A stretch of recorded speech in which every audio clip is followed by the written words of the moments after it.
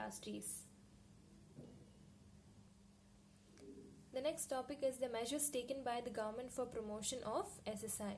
So previously we looked in the measures to overcome the problems. Now measures taken by the government for promotion of SSI. So all these problems, to overcome the problems, the government took the initiatives, isn't it? So here, what are the initiatives taken by the government for promotion of SSI? So first is institution offering financial support. Okay, so first is when you look at the problem, the finance was the problem. So when you overcome the problem here, what they did is they provided, who provided? The government provided the credit facilities. So now the measures taken by government. So what measures are they taking here is first is institutions offering financial support. So the government said they are providing credit facilities. So how are they providing credit facilities? They said in the form of loan. Okay, and the loan, when we borrow loan, the interest paid on the loan is very less. Now how has the government been providing loan is the question here. So it provides loan by the institutions offering financial supports, that is both by the central as well as the state government. Okay, they provide the financial institutions beside the commercial bank, like first is it provides that is the loan facilities which is being provided by all these institutions, that is IFCI, ICICI, IDBI, IRBI, SIDBI. So Industrial Finance Corporation of India, Industrial Credit and Investment Corporation of India, Industrial Development Bank of India, Industrial Reconstruction Bank of India, and Small Industrial Development Bank of India. So I need not explain much about all these financial supports. So here you all have studied about the financial institutions already, isn't it? So here, how are they providing financial support is based on these financial institutions. Clear?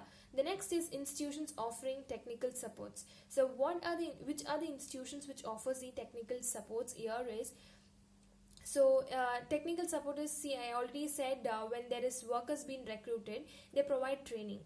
So the government will provide training. So what has the training been provided is nothing but through the technical support. It has been interlinked. When you look at the measures to overcome the problems and what are the measures taken here, it is one and the same, the linkage. Okay, so here how are they providing the technical training assistance to small scale industries is first is through Central Institute of Tool Design and National Institute of Design. So CITD and NID is designing of the product. So technical support, they provide training to the workers, and training based on the design of the product. So this is how they have to design the product. So just like that, we can't just design the product and send it here. Okay, so there's the proper training process which has been done. So which has been done by the training institutes like CITD and National Institute of Designs. Okay, the next comes your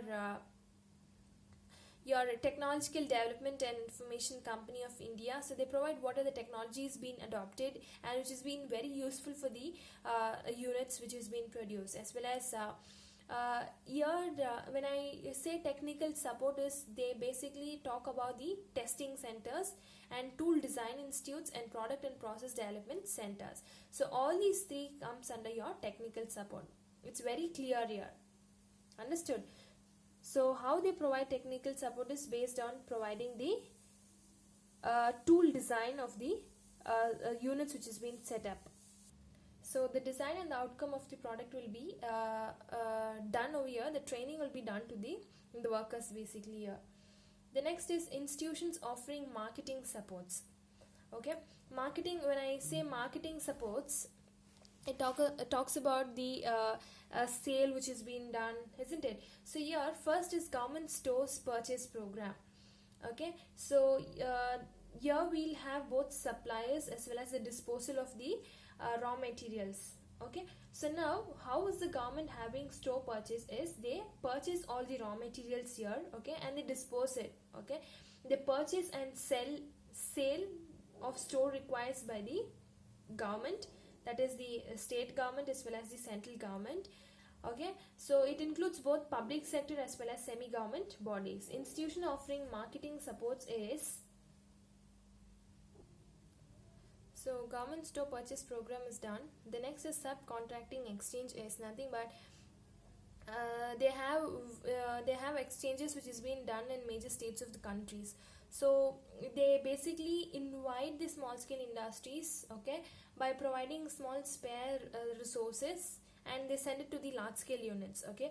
So they buy it in a small quantity and sell it at the large units, okay. For this, they should be registered. Subcontracting is exchanges, they buy at low quantity, okay. So in small scale industries, they buy.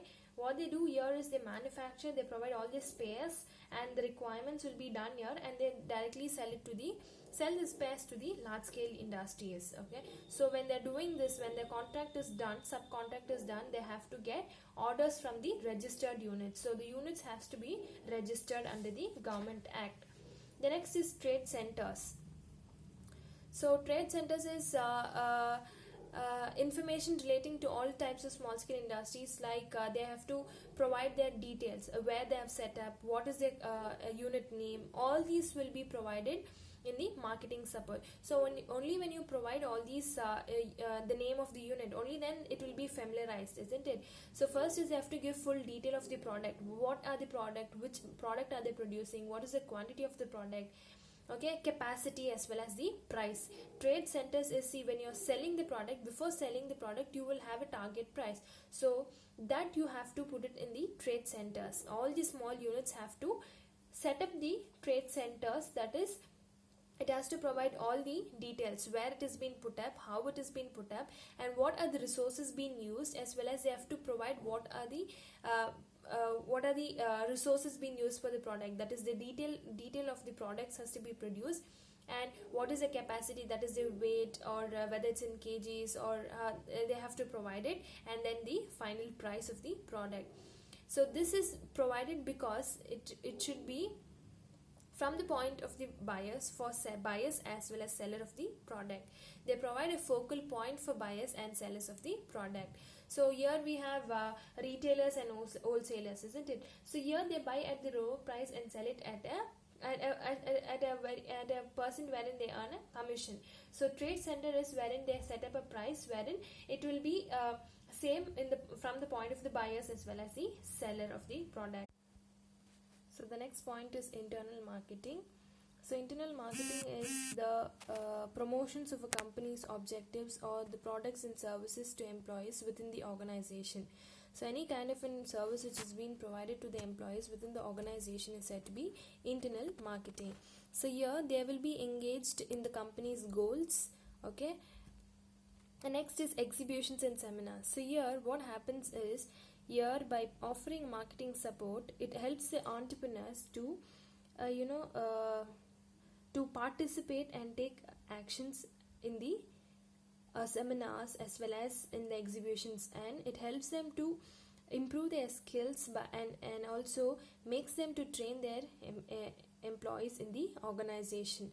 So besides encouraging entrepreneurs to participate in the state purchase program, organizes seminars, exhibitions and training programs in marketing and publishing of information, booklets, etc. So it's not only about exhibition and seminars. Here the entrepreneurs take part, okay, and then what they do is they publish the books wherein it contains all the informations regarding the product. And the next point is export assistance. Now the government is providing export assistance. So what are the ways it provides export assistance? So export assistance is wherein you are selling the goods, okay. So when you're selling the goods, what are the assistance as an entrepreneur you need? So government is providing certain assistance. So what are they? So first is liberalized credit. So liberalized is nothing but, so when we have export, what the government does is it helps in reduction or restrictions of or barriers on the free exchange of goods between nations. So when the goods is being exported, it actually reduces the price on the export activities. So that is nothing but liberalized credit. So here under liberalized credit we have two terms. One is said to be pre-shipment as well as post-shipment stage. So in pre-shipment is wherein it includes the manufacturing process, that is, how are you buying the raw materials, how are you converting it, what are the requirements and necessities which is required, like say for example purchasing of your raw materials, how are you processing it, and then You move on to packing. Likewise, once the packing is done, you have to transport it. So why are you transporting is wherein you have to sell the product. And finally, you should have some storage, that is said to be warehousing. Okay, so all these financial assistance comes under the pre-shipment. And when you look at post-shipment is wherein you are, once the goods has been finally done and when you have the finished product in your hand, you are selling it. Okay, that is said to be post-shipment. Okay, so post-shipment is it realizes how the goods is being done. It is required after shipment to the bridge, the time lag between the shipment of goods and the realization of the proceeds. Okay, so when there is post and pre-shipment, here the commercial bank actually helps us to by providing providing finance and at a very low rate of interest, wherein it provides concession when you're paying the interest back. Okay, so next is cash incentive.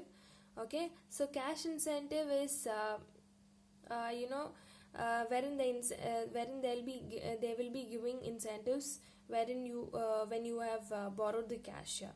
So cost of production of certain goods is high in relation to international price. Government may grant cash compensatory support to the exporters so that they compete efficiently in the overseas market.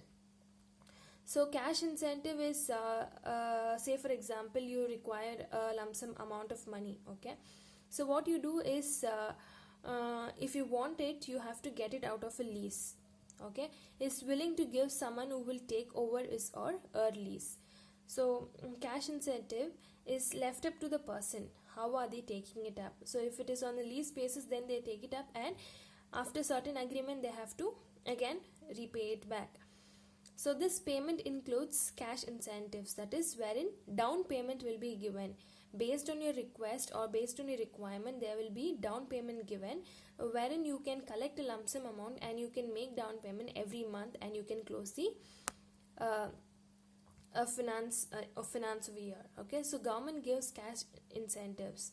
So again, when you look at this, there will be the interest rate will be less.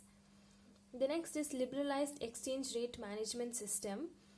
Okay, so here exporters of goods and services who receive remittance from abroad are able to sell bulk of their foreign exchange receipts at market determined rates from their authorized dealer.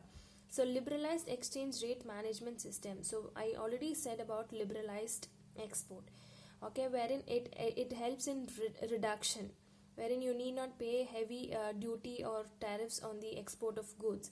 So here liberalized exchange rate management system is wherein you can sell bulk of foreign exchange receipts at market determines only to the authorized dealers. Okay, so when you're selling, you get a reward out of the sales which is being made. The next is export promotion capital goods scheme. So here it permits the import of capital goods as a concession rate of custom duty subject to export obligations to be fulfilled over a period time. So export promotion capital goods scheme is provides space for the pre-productions or post-productions, wherein zero duty subject to an export obligation at 6 times of duty saved on capital goods imported under a particular scheme. Here EPG, you will be having EPG scheme. EPG scheme is nothing but export promotion capital goods scheme. Okay, that is said to be, in short, is said to be EPCG scheme. It includes spares. It provides spares for the pre-production as well as post-production. Liberalized credit is wherein you have pre-shipment as well as post-shipment. When we talk about export promotion capital goods, it includes spares for both pre-production as well as post-production at a lower rate. So the objective is it provides exporters, okay, the cost involves will be basically very less when you compare to your large scale industries. The next, 100% export oriented units. Since export assistance is given, okay, you will be having licensing. So when you have licensing, so here it offers an export to the entire production. These units are exempted from import licensing formalities. So when you import the goods, it is being exempted from import licensing. Now, I said export oriented units is they are allowed to import capital goods, either raw materials, component, consumables, or any kind of spares. Okay, so for all these things you will be given an general license. Okay, it's not that you have to take a separate license for all these when you have export done. Okay, so here you have export processing zone, that is EPZ, will be eligible. Okay, so these schemes help us to take the eligibility wherein you are exempted from paying income tax for the first 5 years of its operation. So 100% export oriented units is under this. You have a particular scheme that is said to be EPZ scheme, that is export processing zone. So when you're exporting the goods, you will be exempted from paying tax, that is for the first 5 years from its operation. Okay, so you need not pay every now and then the tax for the exports here. The next is duty exemption scheme. So under this, I said duty exemption is wherein we have custom duty. So when we are paying, when you have import and export of goods done, so under this scheme, customs and export duty are not charged on the raw materials only. Okay, or any consumables, any kind of raw materials which has been transferred, which has been exported, you will not be having any kind of excess duty which has been paid. So duty exemption scheme, exemption is wherein you are completely out, wherein you are not liable to pay your tax here. The next is export insurance. So export insurance, again, why do you have insurance is because of accidents or any kind of which cannot be predicted. So in such cases, what happens, say for example you have flood or any accidents which has been occurred. So in such case, it provides export insurance, wherein when you have insurance for that, it covers the risk of a small scale exporter. So it covers the risk here. So whatever the loss you have been incurred, you can apply here and you can claim for your insurance. The next is tax concessions. The profit earned. So we obviously know when we do export of goods, we have certain profits being earned. So the profit earned on export earnings are deducted by 50% for calculation of income tax. So the profit earned on export, so when you're selling the goods, whatever the profit you're earning, 50% of the profit will be deducted, wherein you will be paying the income tax. So this is this tax will be paid only when you have export which is being done to the foreign competitors. So when you have foreign exchange which is being done, like say for example you have travel agents or hotels, when it is being approved by them, then there is also a deduction available for them. Okay, so the expenditure incurred by the company for promoting sales outside India are allowed a weighted amount deduction in respect of such expenditure. The expenditure, so in case if it is done outside India, any sale which is being done, so export is basically you are doing outside the country. So when you are doing outside India, there will be a percent of amount deducted in such kind of an expenditure. So all the expenses will be put up. In that expenses, a certain amount will be deducted. Both central and state tax are exempt sales made out of India from sales tax. An exporter can buy the goods for the purpose of export without payment of sales tax against the issue of form. So according to the government rule, here the exporter can buy the goods. That is, when you're exporting the goods, when the other person is buying, the exporter can buy the goods for the purpose of export, only for the purpose of export, without payment of sales tax. He need not pay sales tax, but only he is liable to pay the he's not liable to pay the sales tax against the issue of the form. According to government, tax concession is given only when it is being paid. Okay, when you earn a profit of 50%, when you earn a profit, the 50% of profit will be deducted in order to pay your income tax. And the exporter, if he is willing to buy the goods from the for the purpose of export, again for the purpose of export, then he need not make any payment on sales tax. So once he will be selling, again when there is a need for the exporter to sell the goods, he need not pay the sales tax again. Clear? The next is market development assistance. So government provides assistance to approved associations, export house and exporters in their overseas marketing activities. Such activities includes sending trade delegations, market studies, export publicities, advertisements, etc. Market development assistance is, see, only when you give an advertisement for the product, particular product, only then there will be only then the customers will be familiar about the product here. So likewise, how it is being done is through market studies or export publicity when you talk about the product, or like when you publish books. So in the book you give all the information about the product. And next is when there is advertisement given. So all these comes under your market development assistance. So these are the 4 different measures taken by the government for promotion of SSI. So the first is institutions offering financial support. The next, institutions offering technical supports. Next, institutions offering marketing supports. And the final is export assistance.